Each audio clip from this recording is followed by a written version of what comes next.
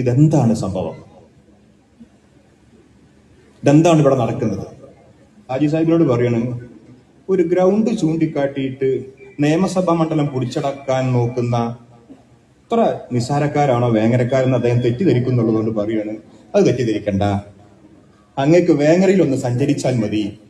വേങ്ങരയിലെ health centre നിൽക്കുന്ന 1 acre ഭൂമി വാളീക്കൽ അബ്ദുള്ള ഹാജി എന്ന് പറയുന്ന കരുണാർത്ഥനായ മനുഷ്യൻ സൗജന്യമായിട്ട് കൊടുത്തത്. അവിടെയാണ് സർക്കാർ ആശുപത്രി നിൽക്കുന്നത്. വേങ്ങരത്തെ ബ്ലോക്ക് പഞ്ചായത്തിന്റെ ഓഫീസ് കെട്ടിടം നിൽക്കുന്നത് ഈ അബ്ദുള്ള ഹാജി സൗജന്യമായിട്ട് കൊടുത്ത ഭൂമിയിലാണ്. വേങ്ങര പഞ്ചായത്തിന്റെ പ്രസിഡന്റ് കുഞ്ഞുട്ടിയാക്കി ഇരിക്കുന്നുണ്ടല്ലോ ഇവിടെ. അദ്ദേഹം ഭരിക്കുന്ന വേങ്ങര പഞ്ചായത്തിന്റെ ഭൂമി ഈ അബ്ദുള്ള ഹാജി സൗജന്യമായിട്ട് കൊടുത്തതാണ്. ICDS സംവിധാനം നിൽക്കുന്ന ഭൂമി സൗജന്യമായിട്ട് കൊടുത്തതാണ്. വില്ലേജ് ഓഫീസ് നിൽക്കുന്ന ഭൂമി ഒരാൾ സൗജന്യമായിട്ട് കൊടുത്തതാണ്. പോലീസ് സ്റ്റേഷൻ നിൽക്കുന്ന ഭൂമി ഒരാൾ സൗജന്യമായിട്ട് കൊടുത്തതാണ്. അങ്ങനെ കുറെ കരുണാർദ്രമായ മനുഷ്യന്മാരുണ്ട് ഇവിടെ.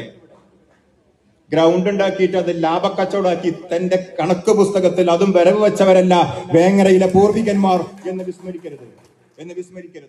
അത് ലാഭക്കച്ചവടമാണ്, നല്ല ലാഭമാണ്. ഗാലറിയിൽ നിന്ന് ഉയരുന്ന ആരവം വോട്ടാകുമെന്ന് വിചാരിക്കുന്നവന്റെ അവസാനത്തെ മോഹവും തല്ലിക്കെടുത്തണം. രാഷ്ട്രീയത്തെ ചെറുതായിട്ട് കാണുന്നുവോ? രാഷ്ട്രീയത്തെ ഇങ്ങനെ നിസ്സാരമായിട്ട് കാണുന്നുവോ? ഞാൻ ഇവിടെ കണ്ണമംഗലത്തിൽ ഇരിക്കുന്നുണ്ടല്ലോ. കണ്ണമംഗലത്തെ ഹെൽത്ത് സെന്ററിൽ 65 സെന്റ് ഭൂമി കേരള ഗവർണറുടെ പേരിൽ എഴുതി കൊടുത്ത ഒരു മനുഷ്യൻ കണ്ണമംഗലത്ത് പാർക്കുന്നുണ്ട്. ഞാൻ ആ പേരൊന്നും ഇവിടെ പറയുന്നില്ല. അതിന്റെ തൊട്ടപ്പുറത്തൊരു ഡയാലിസിസ് സെന്റർ നിൽക്കുന്നുണ്ട്. 20 സെന്റ് ഭൂമി തന്നു അലീവിന്. 2 കോടിയോളം രൂപ മുടക്കിയിട്ട് അവിടെ സ്വന്തം പണം ഉപയോഗിച്ച് ഡയാലിസിസ് സെന്റർ ഉണ്ടാക്കി തന്നു. ഡയാലിസിസ് സെന്റർ 10 കൊല്ലമായി കൂട്ടരെ. ഒരു മാസം ആ ഡയാലിസിസ് സെന്റർ വർക്ക് ചെയ്യാൻ 7.5 ലക്ഷം രൂപ വേണം ഒരു മാസം. 10 കൊല്ലം 7.5 ലക്ഷം പണിക്കൂട്ടി നോക്ക്. അങ്ങനത്തെ മനുഷ്യന്മാരൊക്കെ ഇവിടെ പാർക്കുന്നുണ്ട്. സൗജന്യമായിട്ട് കരുണാർദ്രമായ മനസ്സുമായിട്ട്. ഞാൻ ഇപ്പൊ വേങ്ങരത്തും കണ്ണമംഗലത്തും 2 ഉദാഹരണം പറഞ്ഞിട്ടുള്ളൂ. പറപ്പൂരും ഒതുക്കുങ്ങലും AR നഗറും ഊരവും ബാക്കിയാണ്. നമുക്ക് പിന്നെ നേരം ഉണ്ടാവില്ല. അത്രേ ഉള്ളൂ. അതാണ് നമ്മുടെ പാരമ്പര്യം എന്ന് പറയുന്നത്, നമ്മുടെ പൈതൃകം എന്ന് പറയുന്നത്.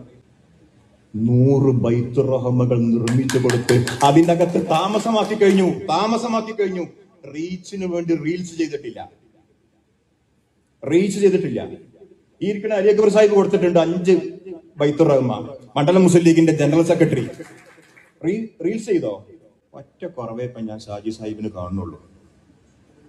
മൂപ്പർക്ക് സ്വന്തമായിട്ടൊരു ഗ്രൗണ്ട് ഇല്ല, പക്ഷെ ഗോളടിക്കും. അസ്സലാമു അലൈക്കും.